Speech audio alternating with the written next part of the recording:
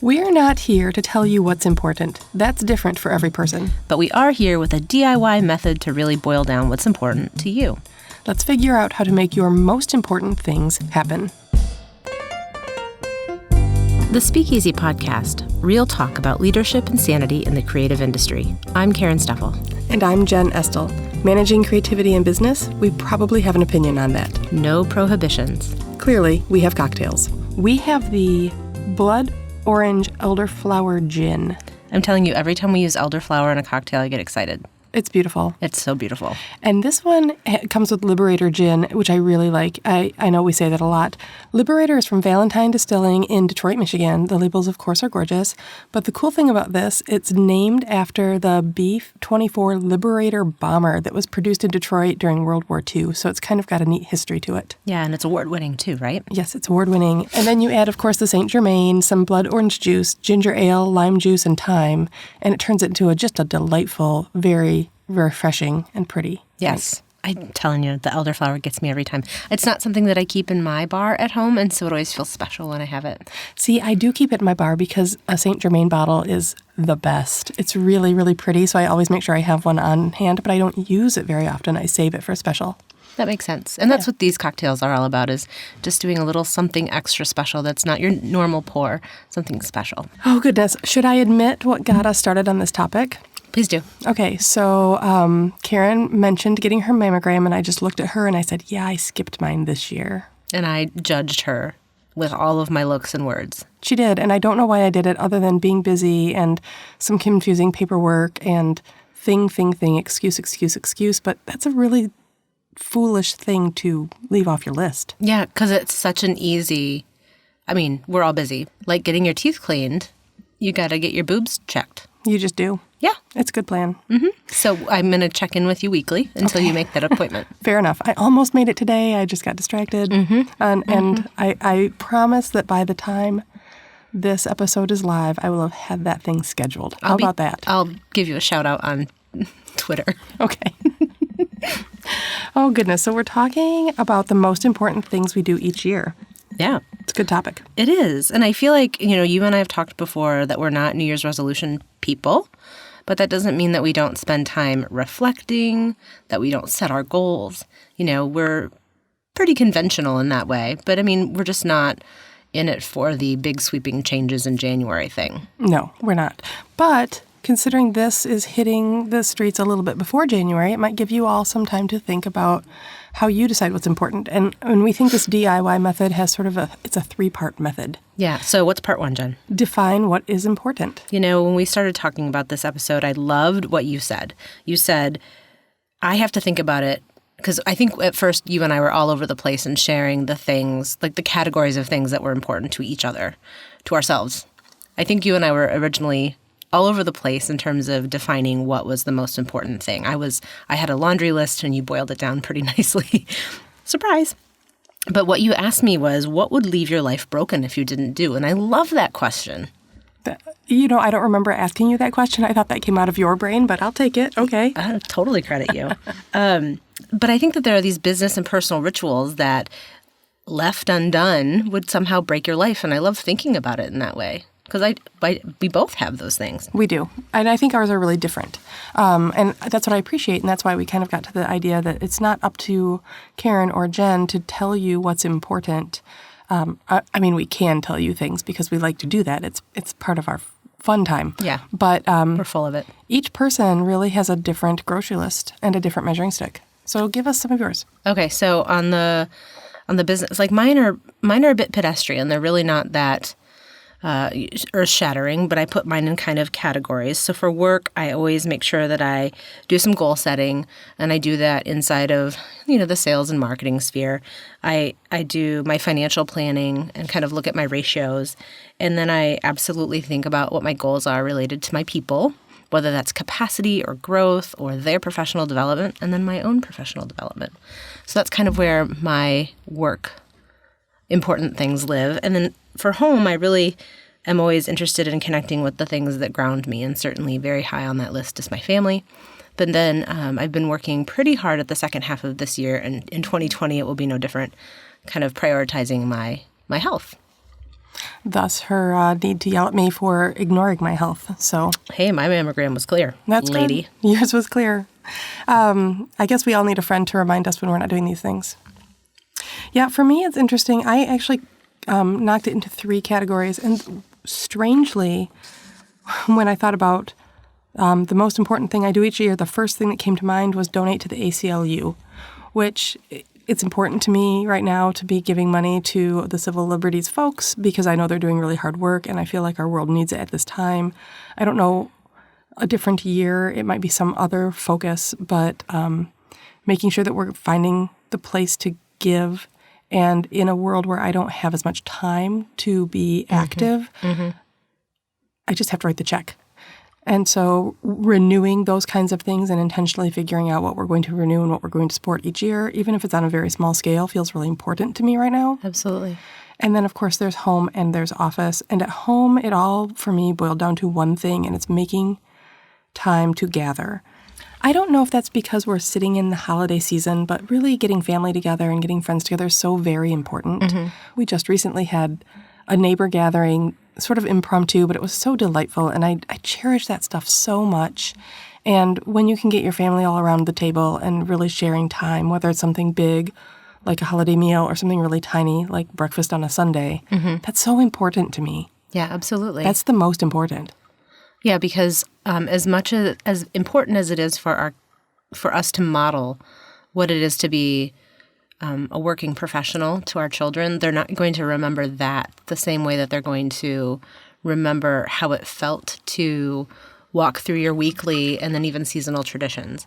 And as we've talked about before in other episodes, we can't predict what they will and won't remember. That's true. So we just have to kind of do our best, right? If we could predict everything that our children needed and wanted and would remember, man, we could franchise that. Yeah, you could. The manual, write the manual. Yeah. So it's funny for us, the defining what is important. And I also am always in awe of you and your house list, which maybe in the massive grand scheme isn't the most important because a house is a house. Right. But it keeps you sane, and that's important. Yeah, so about twice a year I walk around the house and I make a list of every single room and all the things that need to happen in every room. And so that could be something as fun as, painting and picking out some new things. But really it boils down to I need to set aside time to sand the areas where the baseboards have gotten bumped up. I need to do a trim day, or I need to wash the windows, or call the mason to fix the bricks that fell off the front. So for me, I get a lot of energy from having kind of a peaceful house. And I'm not a minimalist by any stretch of the imagination, but I really enjoy feeling good in my home. It's my safe place. So when I know that all of the endless to-do list is controlled because it's defined, I feel much more peaceful. That's true. I would love so much to adopt that habit, but I haven't gotten there quite yet. So, listeners, my goal this episode is to adopt some good habits from Karen, such as a house list and calling for the damn mammogram. Yeah, I'll tell you. And then, when it comes to work, I think when I boil it down to the most important, if I had to pick just one thing, it's attending to staff and environment more so than anything else. And so that, for me, I do a yearly review of my employee manual and what that does and where we have gaps and what my staff needs. I'm usually taking whatever good ideas or strange conundrums happened the previous year and seeing how we can improve on our processes and make things clearer. Because I feel like if staff is taken care of and I've planned for all of those contingencies, the rest of it works really well. Yeah, they'll take care of your clients. Right. Client service will work really well. We have a good environment where we all get along. Everybody's feeling safe and comfortable. So to me, if I had to pick one most important thing, it's sort of those staff processes and making sure that that's all settled. Mm-hmm. The things that you mentioned, like looking at ratios and all of that, it's interesting. For me, I don't think of that in terms of a yearly task. That feels more often than that. Sure. So I wouldn't have put it necessarily in the yearly task, but I like how your thinking reminds you that every year you need to monitor your progress and your trajectory and all of those kinds of things. I like, certainly I look at my financials I look at different financials differently throughout the year. Some of them are more meaningful on a weekly basis versus monthly or quarterly. But I don't like getting too bogged down in ratios because there can be such swing in the way cash flow rolls or in the way projects roll. And so I really appreciate looking at some dashboards at the end of the year as I'm reflecting on the year and setting some goals. Like, it's almost just like a game. Because if I look at ratios too often, I think I get too obsessed over it. Yeah, that's true. And end of year is such a great time to think about, in a business sense, what do you have in your coffers? What do you need to do next year? What are your goals? I love this time of year for that kind of planning. Same. Absolutely. As you wisely pointed out, you have to define what's important to you in order to set goals. Nothing good is going to happen unless you can define your goal and define some actions that you're going to take in order to achieve that goal. So, does it have to be wild and sweeping? Does it have to be so big that it feels unattainable? No, I don't think so. And it's interesting because some years your goals might be maintain status quo. That is a very good goal. For some years in your life or in your business, that could be a really solid thing to do. Stabilize the changes I made last year. And other years might be, well, I've been comfortable for a while. Let's push to the next thing. What does that look like? What would that look like in 5 years? You really have to think through what those goals are, right? Yeah. Otherwise, you're just aimlessly wandering without a path. And that's nice, but I don't know if it's going to get you anywhere by the end. Yeah, and I really appreciate you mentioning that it can be maintaining status quo, that that's not a weak position. Sometimes that's a really strategic position to take because lots of changes happen. I mean, certainly I'm in that boat too. And while I'm not really at the point where I want to maintain status quo, I certainly want to take a couple big steps forward without losing traction in other areas that are kind of maintaining status quo. Does that kind of make sense? Yeah, it sure does. And I get it because we've had a very comfortable few years in a pretty good stasis. I think I'm coming out of a 4-year period where things have been fairly consistent, and I'm getting just itchy enough to think, well, that's enough of that. What should be next? Right. But a big goal doesn't happen in one sweeping move. It happens in lots of methodical spaces. Yep. So to take it back to your example, if your goal is a peaceful home, that happens in some methodical planning and a well-spent Saturday morning here and Thursday evening there. Yep. It doesn't all of a sudden, remember that show Bewitched? Yeah. You want me just to wiggle my nose? Yeah. If you could just wiggle your nose and make all the things happen, wouldn't that be great? It'd be great. Yeah. But it doesn't, sadly, right now. So you have to think, where do I want to be? What do I want my life to look like this time next year? And so if you already have figured out what's important to you, and then you think about, how do I want my life to look in a year or two, then you get to plan, right? Yeah. Which is our favorite part. Yes, absolutely. I love a good plan. I love wrapping my hands around it and sticking out a spreadsheet. Checking it off. And then adding things that I didn't plan on and checking those off too. Yeah. But, that's a little inefficient. But really, it's about making choices. It is. It's really about making choices, because if you've come up with that goal, whatever it might be, or the thing that's important, that makes your choices very clear. And you almost don't have to agonize over them because they are self-evident if you've done the thinking in advance. Yeah. So do you have a goal that you'd like to declare that you're going to claim for 2020? Well, for 2020 at home, my goal is very clear. It will be the summer before my middle child graduates. So when it comes to home things, we are in a preparing year. We're in the make sure the grades are good, figure out college applications, get the house in order for the summer after. So we have very clearly defined goals based on the schedule of our family. Right. At the office, we have had 4 pretty comfortable years, and I'm definitely looking at some moves and some changes. So I think 2020 and 2021 will bring some new stuff, which is exciting. Yeah. I've been in such a season of change between the rebrand and David's retirement, and I just feel like I've been on this roll of change, and so I'd like to park it for a minute, but I also feel like I'm at the cusp of this wave that's about to roll, and that I better stand up on that surfboard or I'm going to go under. Yeah. But in an exciting way. Yeah. And so I'm not quite ready to hit pause yet, and I too am considering some big moves, and so that'll be fun. But I think from a work standpoint, how that's going to happen is for me to continue to step back and develop my team. They are such amazing people. They each have such amazing gifts, and I trust them implicitly, and I just need to keep stepping back and giving them more and more. Yeah. But that really complements my goal personally, is just to work a little bit smarter and to not get too caught up in the grind, and to spend a little bit more time at home. Yeah.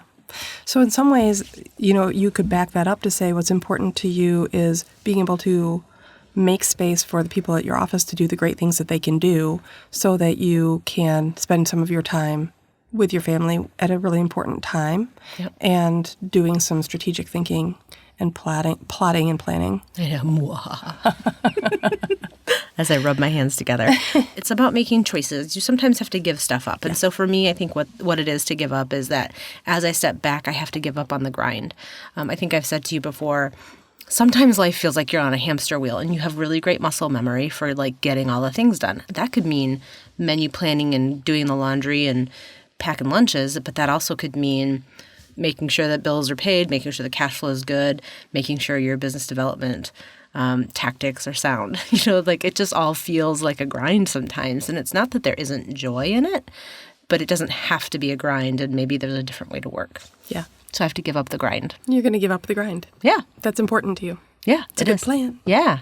And that kind of segues into our third point of once you know what your goals are, you've got to plan for them. Yeah. Right? Absolutely. And that's making choices as part of that plan and figuring out how am I going to get there and how long is it going to take to get there. And sometimes defining what you're going to give up, like I was talking about the grind. If you know what you're going to give up, and if you define it, it's like, oh, well, that's not that bad. Right. And it's easy to give it up if you've got a good reason. Mm-hmm. Well, easier.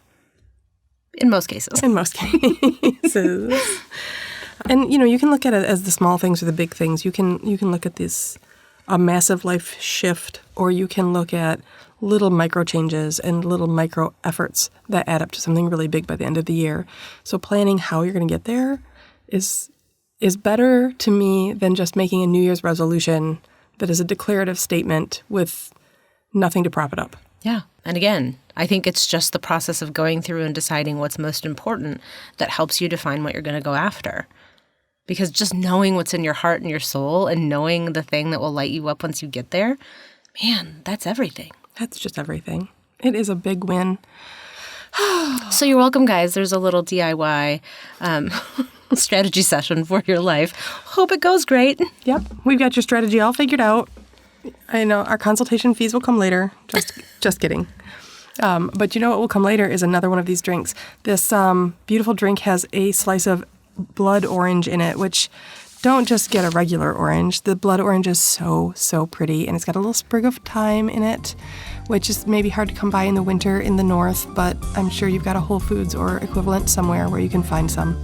Thanks for sharing a drink with us. As always, you can head over to our website, thespeakeasypodcast.com, to get recipes for our cocktails. Cocktails. All right, now we've got goals.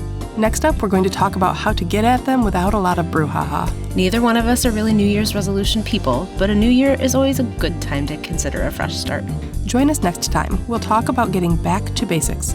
It's our opportunity to reacquaint ourselves with what really matters. Cheers. Cheers.